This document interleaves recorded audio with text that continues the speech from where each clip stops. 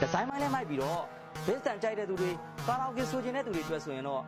စွန်းပေါက်ရဲ့ S6300 လေးရှိမယ်နော်ဒီ series လေးမှာဆိုရင်တော့ကျွန်တော် main speaker အနေနဲ့6လုံးမှပါဝင်မှာဖြစ်ပြီးတော့ဘေးကကျွန်တော်ဒီ travel နှလုံးပါဝင်မှာပဲဖြစ်ပါတယ် main speaker အနေနဲ့ကတော့ကျွန်တော် watt 80ထွက်ရှိမှာဖြစ်ပြီးတော့ဘေးတစ်ဖက်တစ်ချက်မှာပါဝင်တဲ့ Twitter အနေနဲ့ကတော့10 watt ထွက်ရှိမှာဖြစ်ပါတယ်ခင်ဗျာဘက်ထရီတိုက်ကတော့ကျွန်တော်1000 mAh ပါဝင်တာဖြစ်တာဆိုတော့ကျွန်တော် play ရင်အသုံးပြုတဲ့အချိန်တွေထားပြီးကြည့်မယ်ဆိုရင်4နာရီကနေ6နာရီထိကျွန်တော်ကြာရှည်ခံမှာဖြစ်ပါတယ်ခင်ဗျာwireless mic နှလုံးပါဝင်မှာဖြစ်ပြီးတော့ကျွန်တော်အားသွင်းတဲ့နေရာမှာလည်းတိုက်စီနဲ့ဒါအသုံးပြုလို့ရမှာဖြစ်တဲ့အတွက်အားအဝင်မြန်စီမှာဖြစ်ပါတယ်ခင်ဗျာသူ့မှာတော့ကျွန်တော် USB SD ပေါက်တွေပါဝင်မှာဖြစ်တဲ့အတွက်အလွယ်တကူပဲမိမိတို့စီမှာရှိတဲ့ stick SD card တွေနဲ့အသုံးပြုလို့ရမှာဖြစ်ပါတယ်ခင်ဗျာ one to one device function ပါဝင်တာဖြစ်တဲ့အတွက်ကျွန်တော်ဒါမျိုးနီးတူကျွန်တော်ဒီနောက်တစ်လုံးနဲ့ချိတ်ဆက်ပြီးတော့အသုံးပြုတဲ့အခါမှာလည်းနှလုံးအတူတူချိတ်ဆက်အသုံးပြုလို့ရမှာဖြစ်ပါတယ်ခင်ဗျာအားသွင်းတဲ့အခါမှာလည်းကျွန်တော်မီနီလေးလင်းပြီးတော့အားပြည့်ရင်တော့ဒီ indicator မီနီလေးကကျွန်တော်ဒါပိတ်သွားမှာဖြစ်ပါတယ်ဗျာပြီးရင်ကျွန်တော်သူ့ရဲ့အတန်တော်လေးရဆိုရင်မစ်တန်ကိုလုံးဝကြည်ရှင်းပြီးတော့ကျွန်တော်ဘစ်တန်ကိုလည်းလုံးဝကျွန်တော်တင်းတင်းရင်ထွက်ရှိတယ်ပေးတာကိုလည်းကျွန်တော်ဒါတွေ့ရပါတယ်ခင်ဗျာ小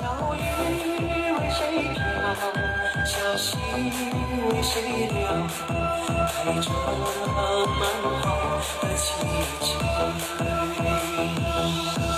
色里的小雨，淅沥沥沥沥，淅沥沥沥下个不停。手里的小西花。သူ့မှာပါတဲ့ခလုတ်လေးတွေကဆိုရင်ကျွန်တော်ဒီမှာ music အတွက်အတန်အတိုးချက်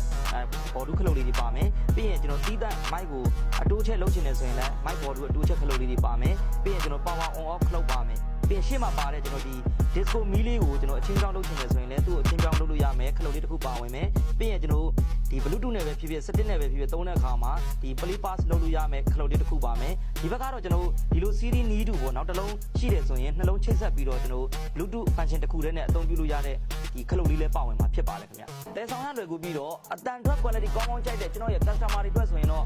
S6300 လေးကိုညွှန်ပြပေးရစေခင်ဗျာ။